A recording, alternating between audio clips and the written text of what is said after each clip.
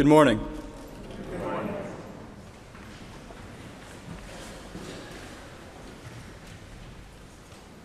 For those of you who don't know me, my name is Max Thorsheim.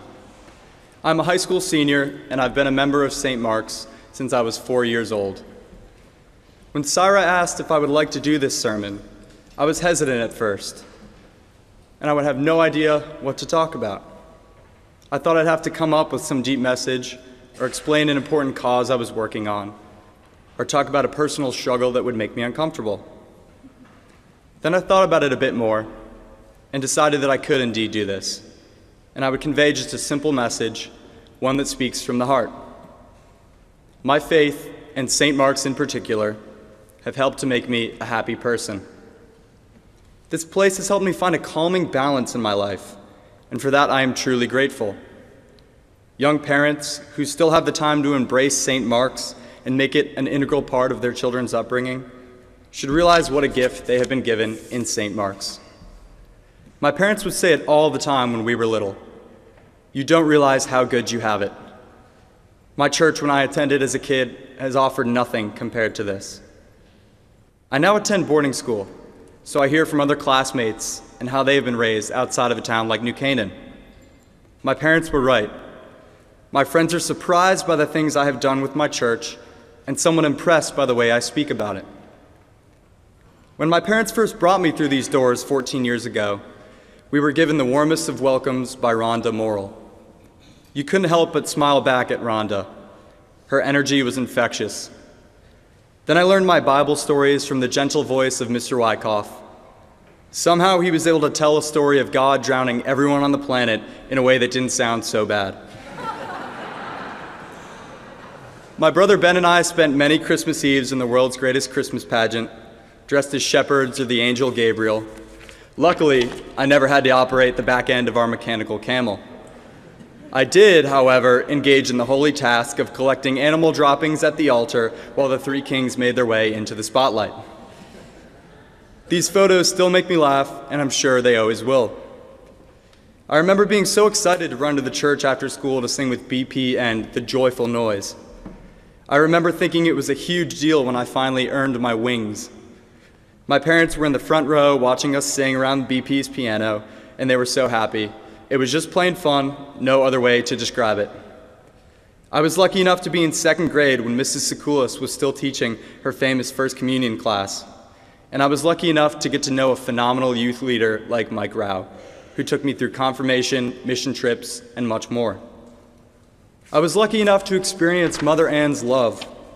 I still feel her in the halls of this place. I will never forget when she came to my house the night before my tonsillectomy and brought me a St. Christopher medal because she knew I was scared.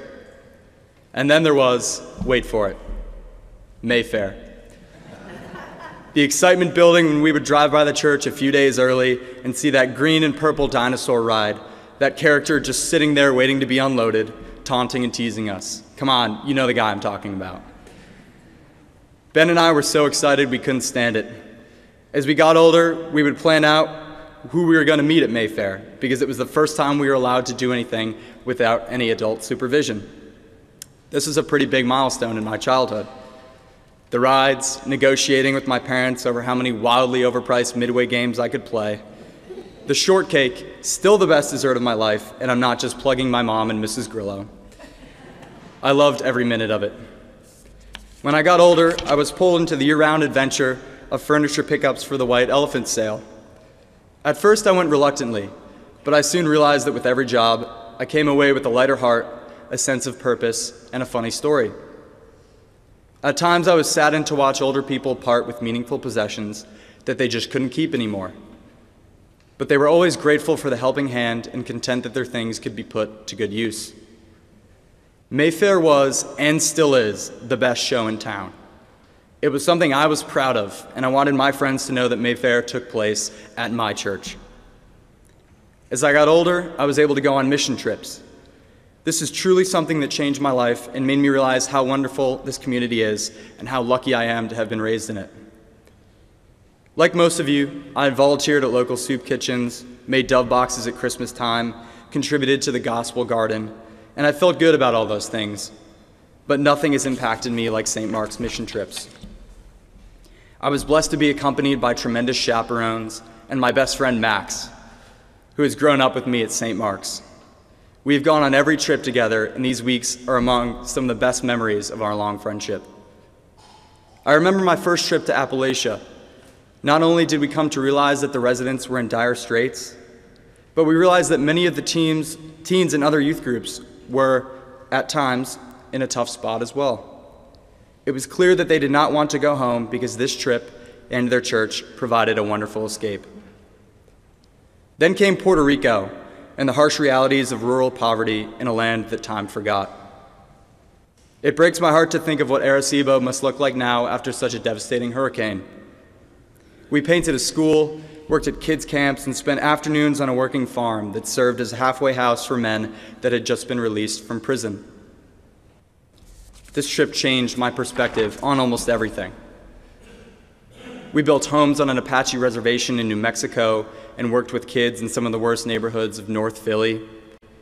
One of the best service days I had was walking around a park and handing out lunches to homeless men. A project that was supposed to take 15 minutes took about 2 hours because the men simply wanted to talk to us. They wanted to tell their stories and know that someone cared enough to sit down and hear about their families, their hopes, and their interests. They didn't care about the free sandwich. I'm now getting ready to graduate from high school. The past 4 years have taught me that teens today, including myself at times, are confused about what awaits them. Many feel lost and are looking for purpose. Some seek to take the edge off by excessively partying, or they let themselves slip into the wrong crowd. Some simply struggle to find balance, and many have been raised to value only 2 things: academic and athletic achievement.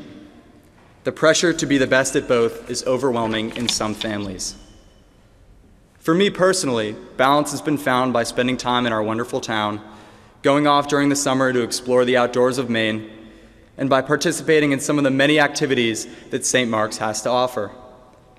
Not only have I met wonderful peers here, but I've been exposed to amazing adult role models, both at home and within these walls. St. Mark's has taught me to put less emphasis and stress on myself and find numerous other reasons for why I lift my head off the pillow every day.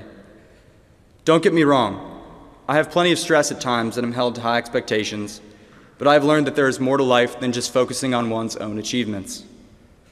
Since I went away to boarding school, my involvement with the church has diminished somewhat, but I stay connected mainly through mission trips. When I come back for breaks, I always feel welcome here, and it's as if I never left. I love the conversations I have with adults like Justin, BP, Father Peter, Mr. DePatty, and other parishioners who ask how I'm doing because they genuinely want to know. I look forward to the big smile and bear hug from Syra. This is a safe place I will always want to come home to. If I could provide a piece of advice to young families of St. Mark's, it would be this: don't let it end when your kids hit middle school. Try not to allow the interactions and spiritual support here be completely replaced by sports tournaments and tutors. Keep your kids connected to the real world and its beauty, not the world that lights up at their fingertips on a rectangular screen. Let St. Mark's help you do this. If Sunday morning Mass isn't normally your thing, then get involved with youth group, Mayfair, Habitat for Humanity, Domus, or the incredible mission trips. I guarantee you will see God at work. I'm not a psychologist. I don't have the answers, and I'm certainly not out of the woods myself. But I know what I've seen, and I know how I feel. A solid foundation that incorporates faith and community helps kids like myself put less emphasis on their own issues and keep a balanced perspective as they head off to college and the real world. I know that the happiness and relief I get in life doesn't come from a screen. That just passes the time. The real growth I've experienced has come from true friends, the outdoors, and the strong adult role models within these walls. I'm lucky to have grown up in a place where God's love is reinforced in such a kind and open way, not just from scripture and sermons, but through example. I've seen things here that I can't find at school or on a lacrosse or football field. This is a place of love and acceptance, no judgment, no pressure. With all that's going on with people my age, I think that's just what we need. So I guess my sermon is really about gratitude. I am grateful to this place for keeping me grounded, for giving my life balance and purpose, and for helping me think of something other than myself. I am grateful to my parents for introducing me to this community and for ensuring that I stay connected to it. I am grateful that we walked through these doors 14 years ago and discovered the kinds of connections, security, and happiness that every kid deserves. Thank you.